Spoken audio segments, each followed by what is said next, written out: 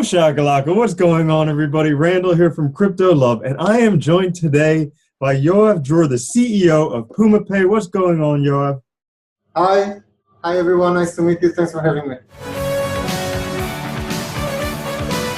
Oh, thanks for being on. So we are going to talk today about PumaPay. But before we get into things there, just let everyone know a little bit about yourself. Okay, so I'm Yoav. For the past 20 years, I've been involved in several businesses in the high transaction volume online businesses. I've been a CFO, eventually CEO of one of the companies. And about a year ago, when the blockchain revolution just erupted, we tried to see how this technology can affect our business.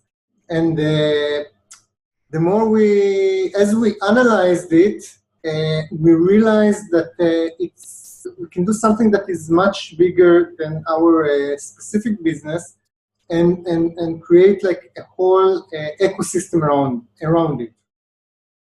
Okay, and so out of that came PumaPay? Yes, exactly. So PumaPay, eventually, when we look at the high transaction volume businesses like online, like e-commerce, like adult entertainment, like Forex, like gaming, like dating, eventually when you take it apart, you end up with a payment processing business. So it doesn't matter how you wrap it, whether you wrap it with adult entertainment wrap or gaming or anything else. Eventually, the engine, what drives this business, is payment processing.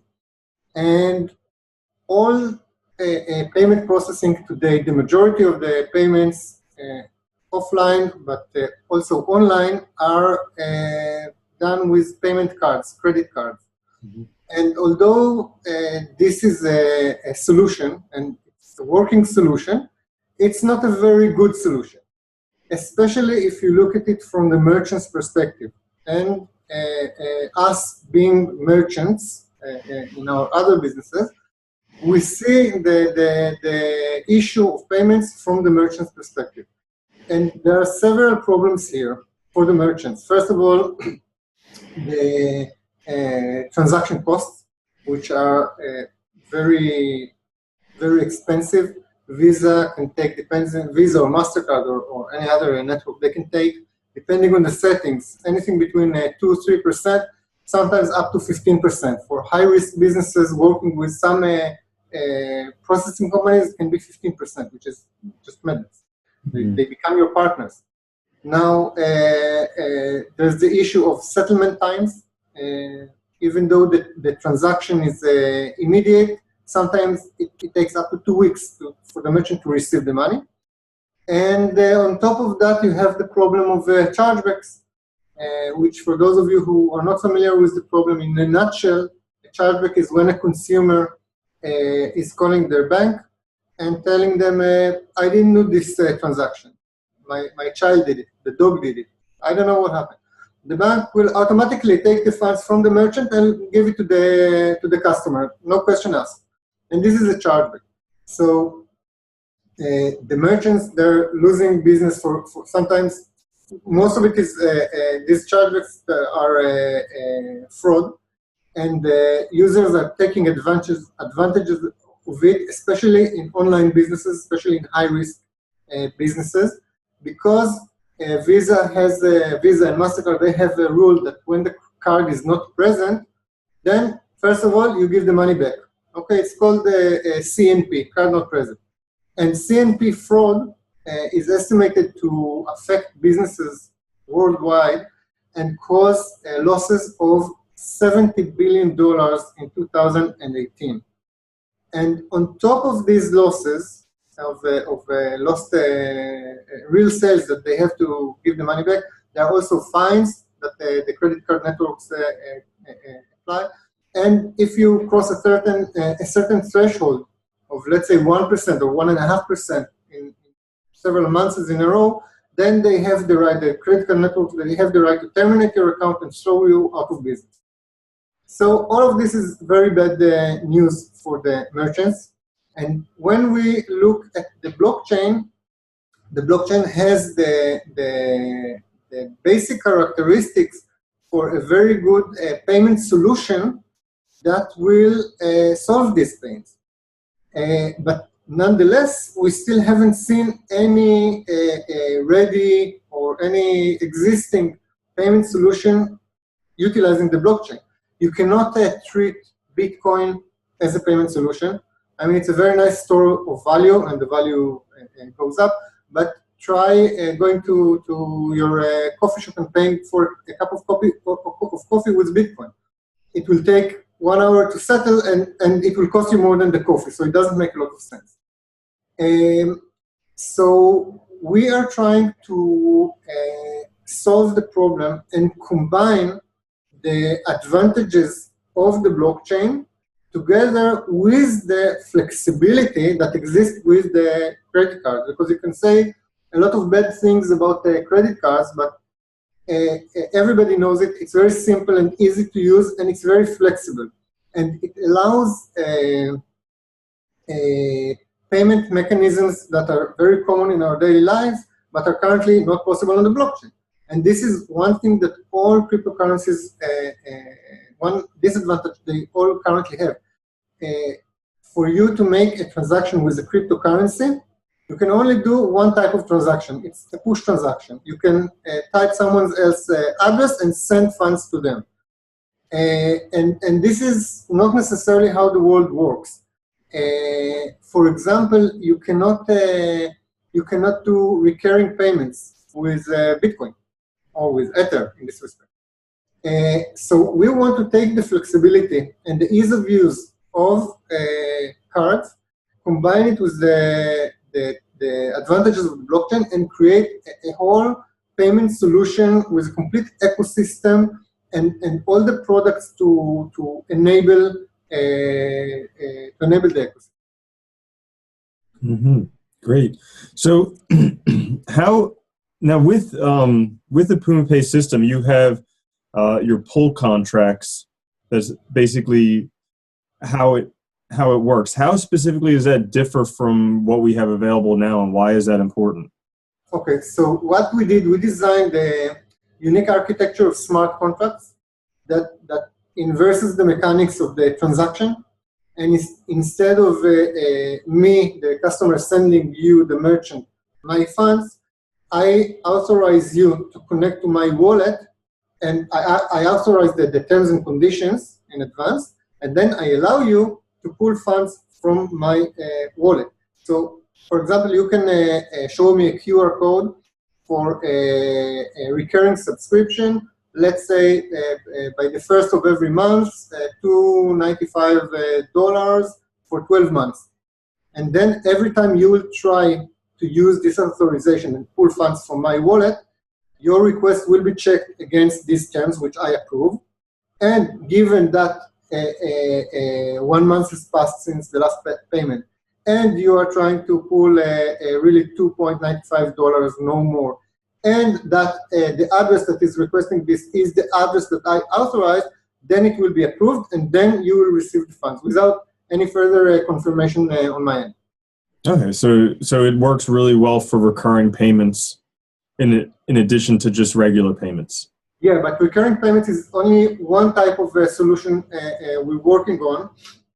Another solution is pay-per-use or pay-per-time, which is, for example, can be very relevant for VOD or live stream websites that can charge you by the minute. Okay, mm-hmm. Or in another setting, it can be useful in a gas station, which can charge you by the liter as you refuel. Okay, and it pushes fuel into your car and pulls PMA tokens from your wallet. Okay, so and there are a lot of different scenarios that we're working on it, but for which we will give the solution. But the protocol is going to be flexible enough for anyone to design their own pool payment contracts. even things that currently we cannot imagine. Wow. Yeah, that's a brand new use case that I've never heard of. Kind of automated gas payments. Very cool. So I saw that you have a downloadable wallet for iOS, possibly also for Android. I didn't look. Okay. How far along are you in development of this whole ecosystem? Okay, so we already launched our version 1, which includes the current version of the wallet, both for iOS and Android, as well as an initial SDK for merchants / developers that can connect with our protocol already and accept PMA tokens as a means of payment on their website. Our version 2, which is scheduled to be, let's say, by the end of August, will already enable recurring payments on the Ethereum network, okay, for the first time. And of course, with all the relevant SDK and all the relevant additions to the wallet, which is going to be upgraded for the next version, for version 2.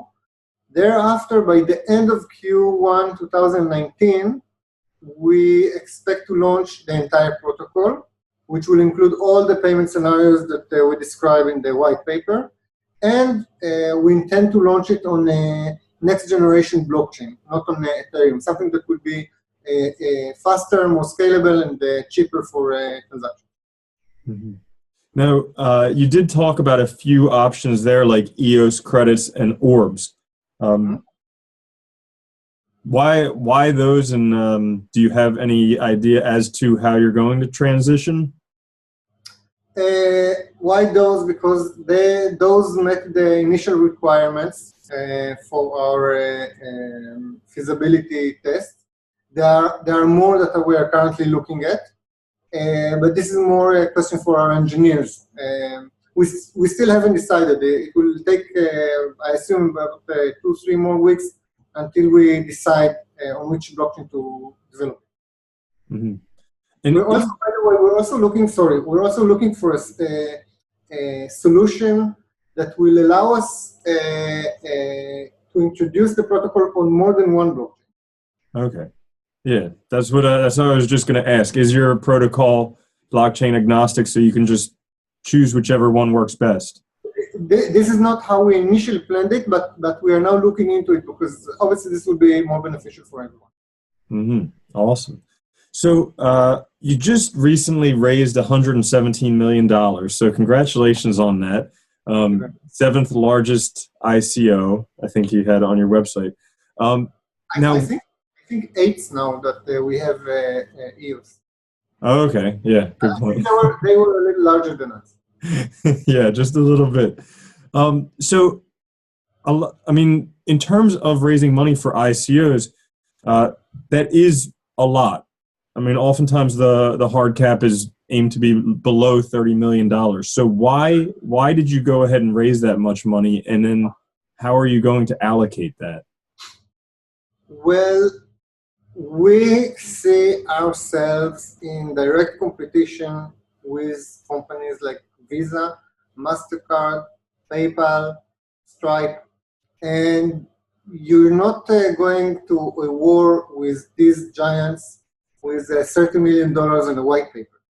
Mm-hmm. So we figured that we will need much more than that. And hopefully with the amount we raised, we will be able to execute our vision and really become a substantial and well-known means of payment. I mean, I have I have a dream, but I'm being realistic. We are not going to replace Visa. But hopefully, we're going to live side by side with Visa, with PayPal, and to have a substantial market share. Mm-hmm. Okay, great. Now, another thing that comes up is there are a lot of payment solutions out there that have kind of been having difficulties getting started. So things like 10x and Monaco and PoonDX and a whole bunch of different payment solutions out there that just it seems difficult to get traction, to get started going. So what are you going to do to really set yourself apart from that crowd to help build up that traction? Okay, so we realized this problem from the onset, and we realized that technology is not the main thing here. We are not we didn't invent any revolutionary technology. Our innovation is more of evolutionary technology. So we put a lot of emphasis not only on the product and the technology, but also on the strategy.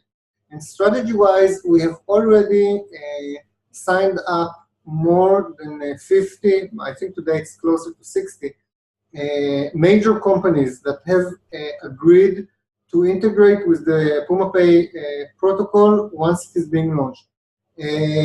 Some examples are Rent24, which is a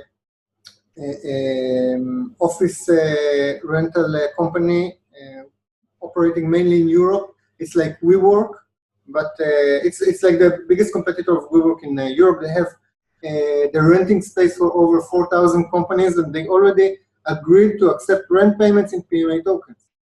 Another company is Fashion TV. I think everybody are familiar with that brand. We had a lot of success in the online adult entertainment industry. Many big companies, industry leaders have signed agreements with us to accept the protocol. And we see this as a very good sign because the online adult entertainment company is known to be an early adopter of technologies.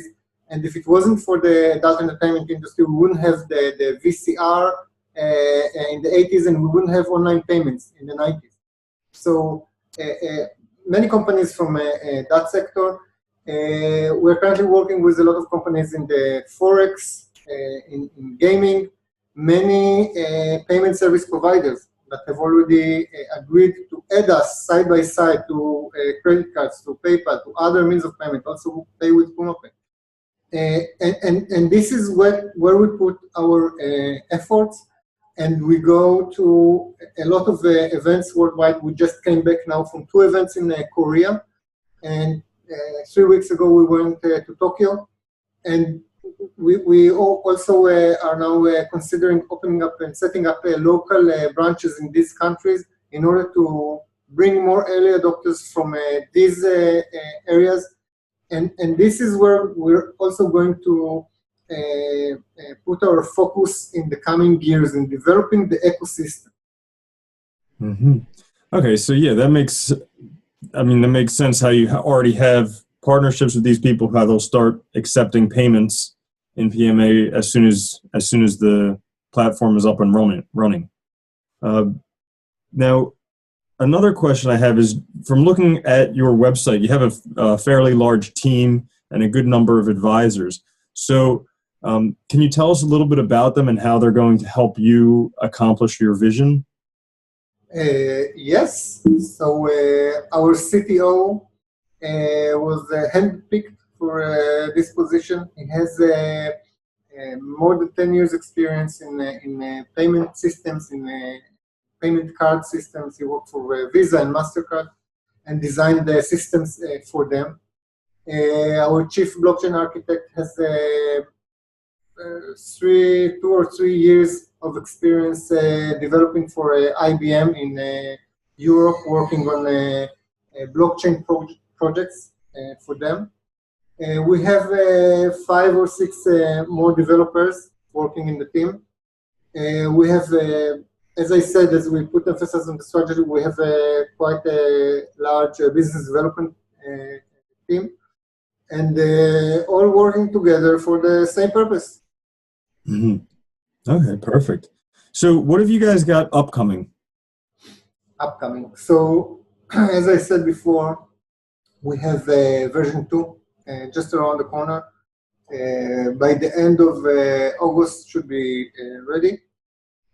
We have some major announcements in the coming weeks. Let's say within 2 weeks, there are going to be 3 major announcements about the new early adopters, huge brands that everybody heard about, but we haven't announced them yet. We have hopefully exchanges listing in the near future. This is mandatory for the utilization of our version 2 for recurring payments. We need to allow customers to buy the token in order to use it on their website, and also to allow merchants to sell it if they wish to do so. So it will probably happen also within the few weeks. Okay. And how does the token work on your ecosystem? The token is the only way to transfer value on the protocol. So if you want to use the recurring features in our wallet, you have to have PMA tokens. And in some later updates to the wallet, we will also have add the ability to convert any cryptocurrency to PMA. Also, down the line, we're going to support, in the wallet, we're going to support Bitcoin and Ripple and Bitcoin Cash. And at some point, we're also going to add the ability to directly fund the wallet with a credit card. So everything will happen within the app. Okay, great. So last question I've got for you before I'll open it up for you to talk about anything I didn't cover, but what excites you the most about PumaPay? What excites me the most?